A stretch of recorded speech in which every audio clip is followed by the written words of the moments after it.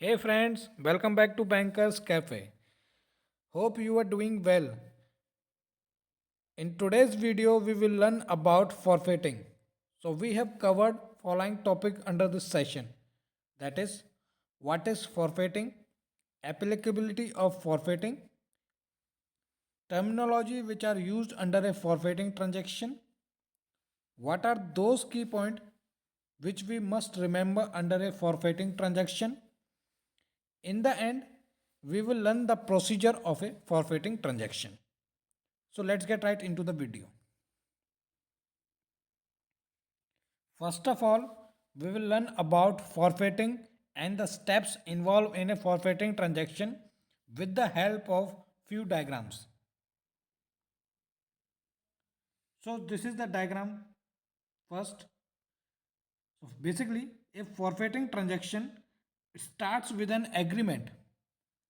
That agreement is between the exporter and a forfeiter. So, whenever a contract happens between exporter and a forfeiter, then that contract will be called as forfeiting contract, or we can say that forfeiting agreement. So, this is the initial steps in a forfeiting transaction. Means this is the first step in a forfeiting transaction. Means first of all, a contract will be established between a exporter and a forfeiter, that is called forfeiting contract. Let's move on to another step. In step number 2, once the contract is established between the exporter and the forfeiter, then there is also another contract will be established. That will be established between the exporter and a importer. So it will be called as sales contract from exporter's point of view, and it will be called as purchase order from importer's point of view. Now, one point is need to be noted here that this contract means the sales contract will only be finalized once the first contract means the forfeiting contract, that is between the exporter and the forfeiter, is finalized, because in that first step the exporter will share the details of the buyer with the forfeiter, so that the forfeiter will ascertain the type of risk and the category of risk involved under the transaction. Basically on that, it will determine the discount rate. So after it gets the discount rate from that forfeiter, then the exporter will negotiate with the importer under the sales contract. Right? So first, the agreement or a contract between exporter and a forfeiter will be established. After that, another contract between an exporter and an importer will be established. That is called sales contract. Let's move on to another step. Under this step, once the contract is established, then the exporter will ship the goods, will make the shipment to the buyer through a shipping company or through a forwarder, right? So basically, under this step, it will ship the goods. Now let's move on to another step. Once the goods have been shipped, then the importer will arrange a guarantee from his bank. Means the importer will arrange a guarantee from importer's bank, means from his own bank. After that, once the importer bank issue that guarantee, then the importer will forward that guarantee document to the exporter. After that, under this step, the importer bank will issue the guarantee as per the request of that importer, right? And will hand over those documents to the importer, right? Then the importer will forward those documents to the exporter, right? So after receiving document, then the exporter will present those document to the forfeiter. Means once the exporter receive those guarantee document from the importer, then the exporter will forward those guarantee document along with the shipping document to the forfeiter, right? Now let's move on to another step. After receiving the document, the forfeiter will verify the genuineness of that guarantee, and if it is found okay, then the forfeiter will purchase the receivable of an exporter, right? Under step number 7 or figure number 7, here the export receivable of an exporter are being purchased by the forfeiter. These receivable will be purchased on non-recourse basis. Non-recourse basis, basically it can also be called as without recourse basis, right? Means it is that type of recourse where the forfeiter can't claim his fund back from the exporter if the importer or his bank fails to make the payment, right? Now let's move on to another step. Once the export receivable, once the export receivable are purchased, then the forfeiter will paid exporter for the full value of that document, right? Means for 100% value of that document will be paid to the exporter by the forfeiter, right? And then the exporter will surrender the payment right in favor of forfeiter. Now what is this payment right being surrendered in favor of that forfeiter? Surrender, we can say that assigning that payment right in favor of that forfeiter. Means here now the exporter is not required to receive any payment because it is already received the payment from the forfeiter. So what about the payment which will the importer will make the payment on maturity date? That payment now will be recovered by the forfeiter because it has already made the payment to the exporter. So now the importer will make the payment. That payment will be assigned in favor of that forfeiter, right? So these are the following figures. Now we have summarized all these figure and conclude to a new figure. Now what is this representing that? This is basically a combination of all those figures which we have learned just right away. Under this, the exporter is shipping the goods, right? Once the exporter ship the goods, the document along with that guarantee will be purchased by the forfeiter. Means here forfeiter is what doing? It is purchasing the export receivable. So whenever it is purchasing the export receivable, then the exporter is relinquishing the payment right. Means surrendering the payment right, or we can say the assigning, or we can say that the transferring. Means transferring, surrendering, assigning, relinquishing that right? So after that, whenever the importer makes the payment, then the importer will make the payment to the forfeiter. So this is all about the forfeiting and its steps involved in a forfeiting transaction. Now I think you guys are enough capable of answering what is forfeiting. So basically, a forfeiting is that type of export finance. It is that type of export finance wherein the forfeiter means basically a bank or a financial institution, wherein the forfeiter purchases the export receivable of an exporter on non-recourse basis to the exporter, basis on the guarantee of an avalizing bank, or we can say that of the importer bank, right? So it is that type of export finance where the forfeiter purchases the export receivable of an exporter on non-recourse basis on the basis of guarantee of importer's bank. right? Now let's move on to another step. Now we will learn what are the steps of a forfeiting transaction if promissory note is used under that transaction. What will be the steps of a forfeiting transaction? So basically, as usual, the contract between a exporter bank and a exporter will be happened. After that, once the contract between both the exporter and exporter bank happens, after that, the another contract will be happen between the exporter and a importer, right?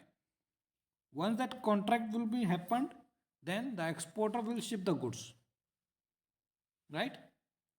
Once the exporter has shipped the goods, now you need to remember that we are understanding the steps of a forfeiting transaction under a promissory note case.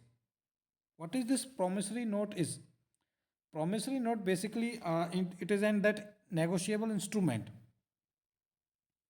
which is containing an written promise, not an order. I need to remember it is an written promise made by a drawee to pay a certain sum of money to the drawer, right? Now difference is that if it is a bill of exchange, then it will be a written order. But if it is a promissory note, then it is a written promise, right?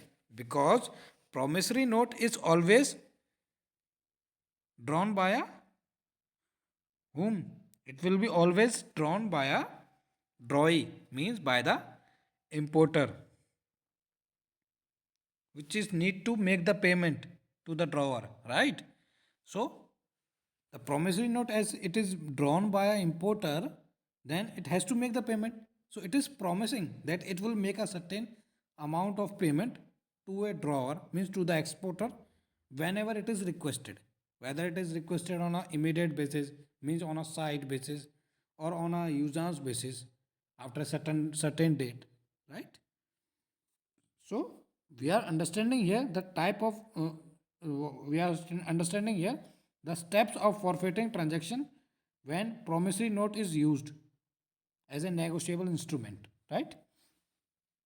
So once the exporter ships the goods, then after that the importer will issue the promissory note of, or we can say that it drawn the promissory note, right? Once it drawn the promissory note, it is stating that it is a written promise, means it has accepted that. So here the importer will accept that promissory note and request his own bank, means request his own bank, means the importer bank, to availize that promissory note. Means here not only the issuer, means the importer, not only it has accepted that promissory note, along after that acceptance, now it is has to provide the guarantee from his bank, means in the guarantee in the form of availization, right? Now once as per the request of importer, then the importer bank will availize that promissory note and will forward those promissory note to the importer, right? So after accepting that promissory note and receive the availized promissory note from the importer's bank, then the importer will forward that promissory note to the exporter. Now exporter has received that promissory note. Now it will submit the promissory note, means the availized promissory note, along with the export shipping document to the exporter bank, means to his own bank, right? Once the exporter bank has received the availized guarantee plus the export document, then it will verify those document and the availized guarantee. Once it verify and it's found okay, then it will credit the account of an exporter for 100% value of that export, right? On the due date, the exporter bank will present that avalized promissory note along with that export document to the importer's bank. Now need to be remember, the exporter bank will only present those documents. Here document include the promissory note as well as the export original export shipping document. Then it will present those documents to the importer's bank on the maturity date.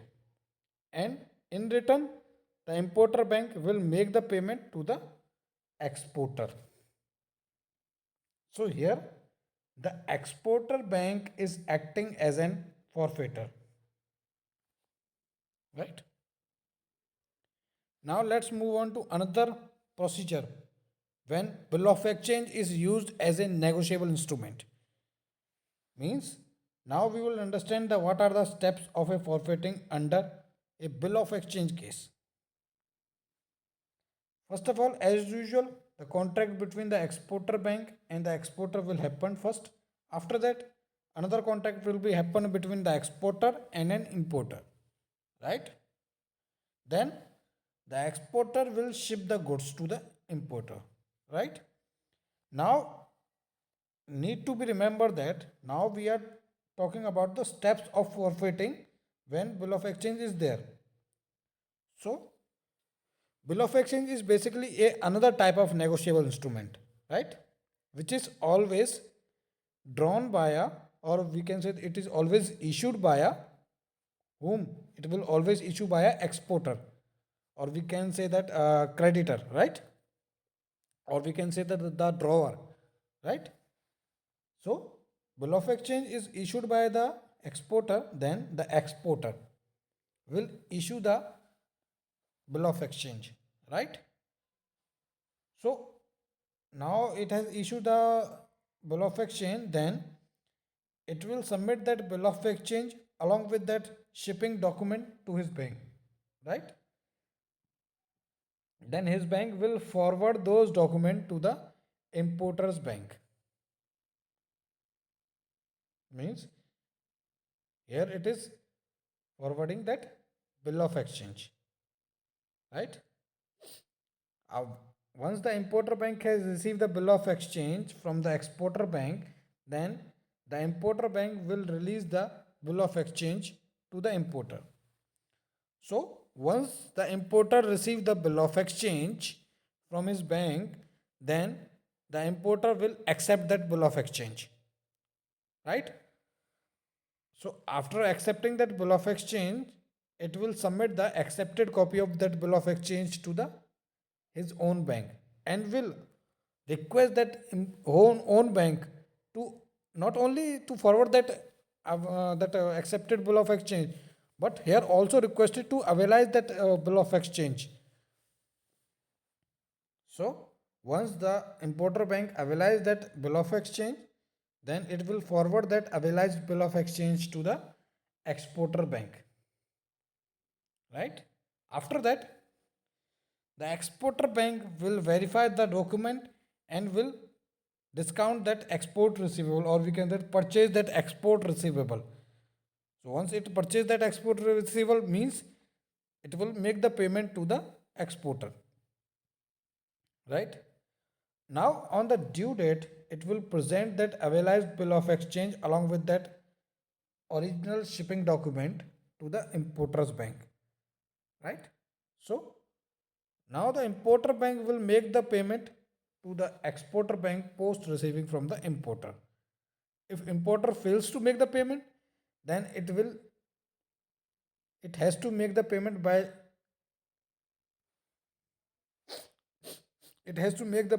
devolving that account, right? Because it has already provided guarantee in the form of avalization. So this is all about the steps of forfeiting when a bill of exchange is there. Now we will talk what are the steps of forfeiting transaction if it is a deferred LC case. Right? So first of all, a contract between a exporter bank and a exporter will be happen. After that, another contract between the exporter and importer will be happen. Right? So as it is a deferred LC case, so here LC will be issued. So here the importer will request his bank to the issue that LC. So as at the request of importer, the issuing bank or the importer bank will issue that LC and transmit that LC to the exporter bank. Then the exporter bank will advise that LC to the exporter post receiving from the issuing bank. Now the LC is advised to that exporter, then the exporter will ship the goods, right? So once it has shipped the goods, it will submit those shipping document to the his bank, right? It will forward those LC document to the issuing bank, right? So issuing bank will receive the acceptance from the importer post sharing the presentation memo with the importer of the received import bill, right? So once the importer has accepted that import bill under that LC, then the issuing bank will share the bill acceptance message with the exporter bank. Means here the importer has accepted that bill under that LC. So it will make the payment on the due date, right? So once the exporter bank has received the acceptance message, then the exporter bank, after verification, it will purchase the bill and credit the account of that exporter, right? And on the due date, the issuing bank will make the payment to the exporter bank. So this is all about the steps of forfeiting under a deferred LC case. Now let's move on forward. Now applicability of forfeiting. So forfeiting is basically applicable on two types of bill, whether it is a LC bill or a non-LC bill. If it is LC bill, then it must be a usance bill or deferred bill, right? If it is a non-LC bill, then it can be happened between when it is a non-negotiable instrument is used. Means it can be used in the form of bill of exchange. It can be issued in the form of for promissory note, right?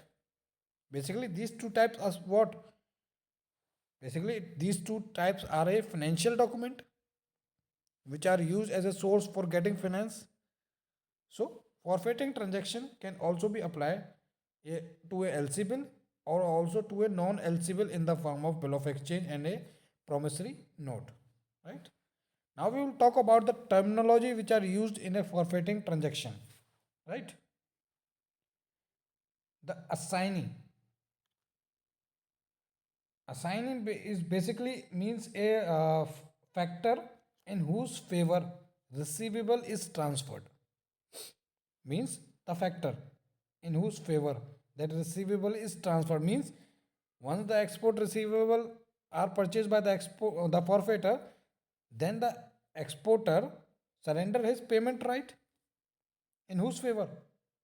In favor of that forfeiter. So assignee is basically a forfeiter here in whose favor that receivable is transferred, right? Now assigner. Assigner is basically that person which is transferring that receivable. Means basically a owner of that receivable. The assigner is who here? The assigner is an exporter, which is a owner of that receivable. Now the exporter is transferring that the receivable to the forfeiter, right?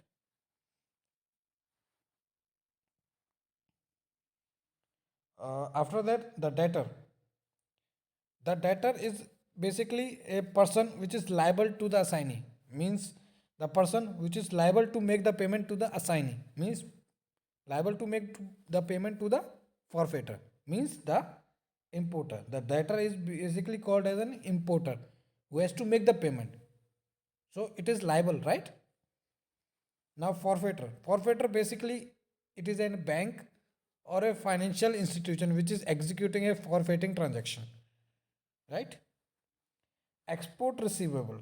Now what is this export receivable, which it is can also be called as an account receivable of a client, or we can say that of an exporter, right? Receivable basically a negotiable instrument like a bill of exchange, promissory note, invoices. These are receivables, right? So here export receivable means the receivable of an exporter are purchased, right? Assignment of receivable. Assignment of receivable. Basically, as the name is showing, the receivable are being assigned. Means to whom the receivable are assigned? The receivable are assigned to a forfeiter, or we can say that the it is assigned to assignee, right? It is assigned to assignee by a assigner, right? So the debtor is liable to make the payment to the assignee, because here the receivable are assigned to assignee means to the forfeiter. So this is called an assignment, means basically a transfer or surrender of receivable in favor of that forfeiter, right? So these are the terminology which are used in a forfeiting transaction. Now, basically, there are 3 points which we need to remember under a forfeiting transaction.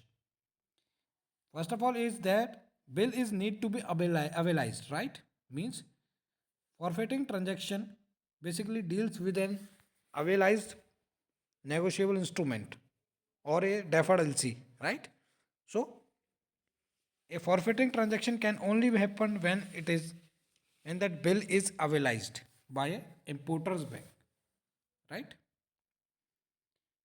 Notice of assignment must be sent to debtor. Notice of assignment is basically that letter which is stating that these receivables are assigned to the forfeiter. It can be shared by the exporter bank also. It can also be shared by a forfeiter also, that these receivables are assigned to me. But it is necessary that it must be assigned along with that letter, means a notice of assignment must be sent. Either it will be sent by a exporter bank, or either it will be sent by a forfeiter, but it must be sent. Else, if the notice of assignment is not sent to the importer bank or to the debtor, then if the debtor denies or fails to make the payment, then they can't claim the fund from the importer, or we can say that they can't file a legal case, because they haven't shared the assignment notice to the debtor that these receivables are assigned to me, right? So that assignment notice must be shared with the debtor. After that, the last point, the assigner is prohibited to assign a receivable to more than one assignee at the same time of the same invoice. Means the assigner, means the exporter, is prohibited to assign a single invoice receivable to a multiple forfeiter. Means suppose a invoice having invoice number 60. Let assume that the invoice number is having 60. Then the exporter can't assign that invoice number 60 to multiple forfeiter. It is prohibited because it is already assigned to one forfeiter. Then how come that exporter is assigning that same invoice to another forfeiter? So this is prohibited. So this is also need to be remembered, right? Now this is one of the typical type of forfeiting transaction. So basically this type of transaction is that type of transaction where the forfeiter is a different bank or a different financial institution. Means till now we have learned the exporter bank is acting as an forfeiter, but now the forfeiter bank is here different from that exporter bank. Now how the process will be start, now how the procedure will be happen, so now we will learn when a forfeitor is a different bank than the exporter bank, right? First of all, a agreement between exporter and forfeitor will be happen. After that, the agreement between the exporter and importer will be happen, right? After that, the importer will request for LC issuance with his bank, that is the importer bank, right? So after that, the importer bank receive the request for LC issuance from an importer, then it will issue the LC and transmit that LC to the exporter bank, right? So once the exporter bank has received the LC from the importer's bank, then it will advise that LC. It will advise that LC to the exporter. Now LC is advised with the exporter. Now it will verify that LC. If it is found okay, then it will ship the goods, right? So it will ship the goods.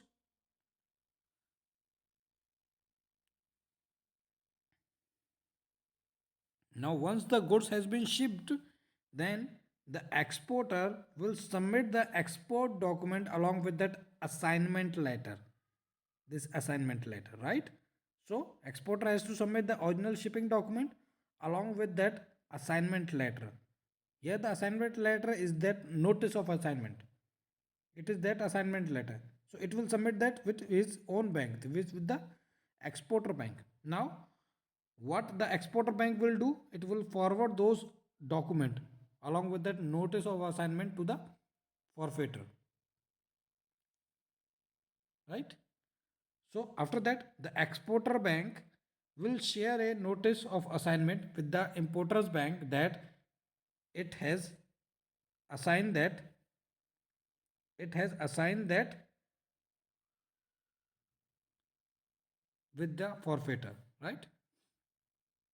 So once the exporter submit the document along with that notice of assignment to the forfeitor, then the exporter bank will share a notice of assignment with the importer bank that these receivable are now assigned to forfeitor.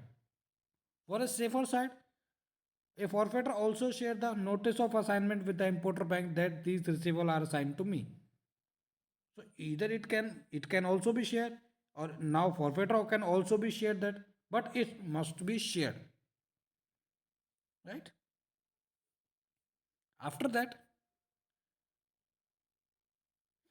once the document is presented with the forfeitor, right? So it will present those document to the importer's bank. So importer bank will accept that,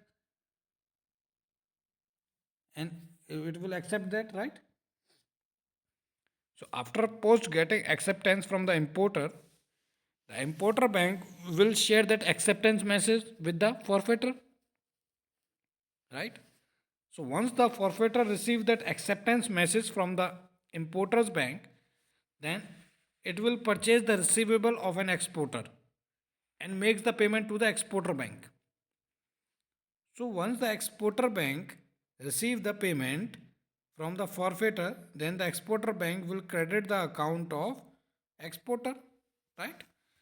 So once the account of exporter is credited, right, then the forfeitor will present those documents for payment to the importer's bank, and on the due date, the importer bank will make the payment to the forfeitor.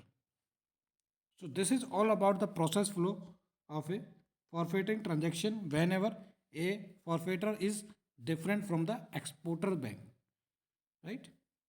So this is all about my video. Next video will be on invoice financing. This will be a short video, right? After that, the another video will be on external commercial borrowing, that is ECB. Thanks for watching.